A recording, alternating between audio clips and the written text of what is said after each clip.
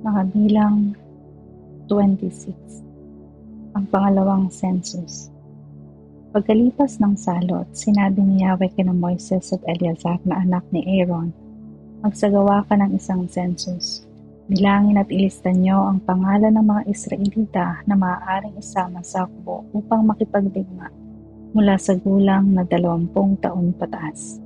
Dahil dito, tinipon nila ang mga pinuno sa kapatagan ng Moab, sa tabi ng Jordan, sa tapat ng Jericho. Binilang at inilista ang mga Israelita tulad ng iniutos ni Yahweh kay Moises. Ito ang listahan ng mga Israelitang umalis sa Ehipto. Sa lipi ni Ruben na panganay ni Israel ay ang mga angka ni Hanok, Palu, Hezron at Carmi. Ang mga angkang ito ay bumubuo sa lipi ni Ruben. Silang lahat ay 43,730. Ang anak ni Palu ay si Eliab at ang anak ni Eliab ay sina Nemuel, Datan at Abiram. Sina Datan at Abiram kasama ng pangkat ni Korah ang nagpasimuno sa mga Israelita ng paghihimagsik laban kina Moises at Aaron at kay Yahweh.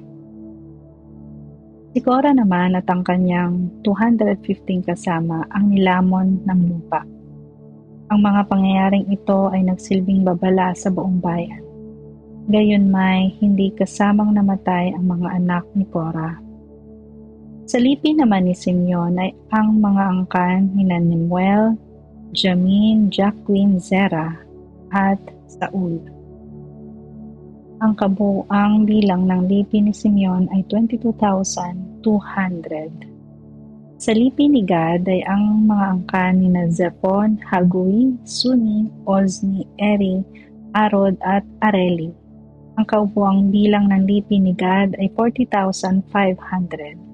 Sa lipi naman ni Judah, hindi kabilang sina at Onan sa namatay sa Canaan, ay ang mga angkan ni Sela, Pares, Zara at Hezron at Hamul. Ang kabuuang bilang sa lipi ni Judah ay 76,500. Sa lipi ni Isakar ay ang mga angkan ni Tola, Puwa, Jasub at Simron. Lahat-lahat sa lipi ni Isakar ay 64,300. Sa lipi ni Zebulun ay ang mga angkan ni Sered, Elon at Jalil. Silang lahat ay 60,500. Sa lipi ni Jose na may 2 anak at ang mga angkan ni Manases at Ephraim. Sa lipi ni Manases ay ang angkan ni Makir at ang anak nitong si Gilead.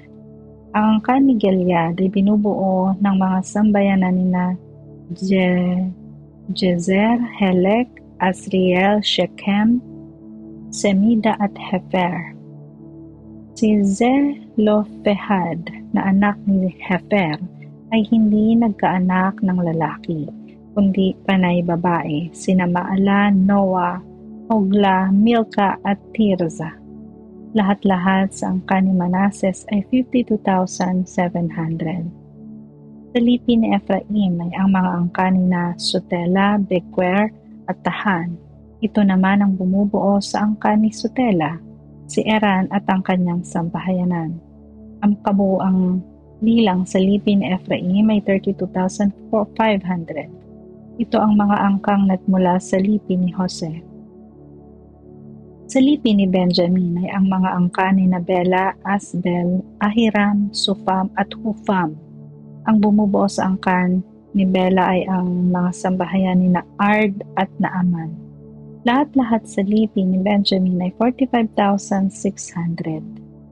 Sa lipi ni Dan ay ang angkan ni Suham na ang kabuuang bilang ay 64,400. Sa lipi ni Asher ay ang mga angkan ni Imna, Isri at Beria. Ang angkan ni Beria ay binubuo ng mga sambahayan ni Heber at Malquel. Si Asher ay may anak na babae na nagngangalang Sera. Lahat-lahat sa lipi ni Asher ay 53,400. Sa lipi ni Naphtali ay ang mga angkan ni Jazil, Guni, Jezer at Silem. Lahat-lahat sa lipi ni Naphtali ay 45,400. Ang kabuuang bilang ng mga Israelita ay 601 and 730,000. Ang paghahati ng lupain. Sinabi ni Yahweh kay Moises, hatiin mo ang lupain ayon sa laki ng bawat lipi. Malaki ang kaparte ng malaking lipi at maliit ang sa maliit na lipi. Ang kaparte ng bawat lipi ay ayon sa dami ng kanyang bilang. Ang lupain ay hahatiin sa pamamagitan ng palabunutan sa pangalan ng bawat lipi. Ang pagtatakda ng kaparte ay ng bawat lipi ay dadaanin sa palabunutan. Ang lipi ni Levi. Ang lipi naman ni Levi ay binubuo ng mga angka nina Gershon, Kohat at Merari. Kabilang din sa liping ito ang mga sambahayan ni Libri, Hebron, Mahali, Musi at Korah. Si Kohat ang ama ni Amram na napangasawa ni Josebed, nakabilang din sa lipi ni Levi. Isinilang si Josebed sa Ehipto. Naging anak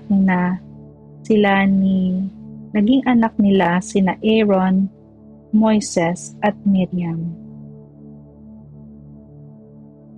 Naging anak naman ni Aaron sina Nadab, Abihu, Eleazar at Itamar. Sina Nadab at Abihu ay namatay nang sila'y gumamit ng apoy na di karapat-dapat kay Yahweh. Lahat-lahat ay ang natala sa lipi ni Levi ay 23,000 mula sa gulang na 1 buwan pataas. Sila'y hindi kabilang sa talaan ng Israel sapagkat hindi sila kasama sa paghahati ng lupain. Sina Caleb at Joshua lamang ang natira. Ito ang mga Israelitang binilang at inilista ni Moises at ng paring si Eleazar sa kapatagan ng Moab, sa tabi ng Jordan sa may tapat ng Jericho. Dito'y walang kasama isa man sa mga Israelitang itinala ni na Moises at Aaron noong sila'y nasa bundok ng Sinai. Ang mga ito'y namatay liban kina Caleb na anak ni Jephunneh at Joshua na anak ni Nun, tulad ng sinabi ni Yahweh.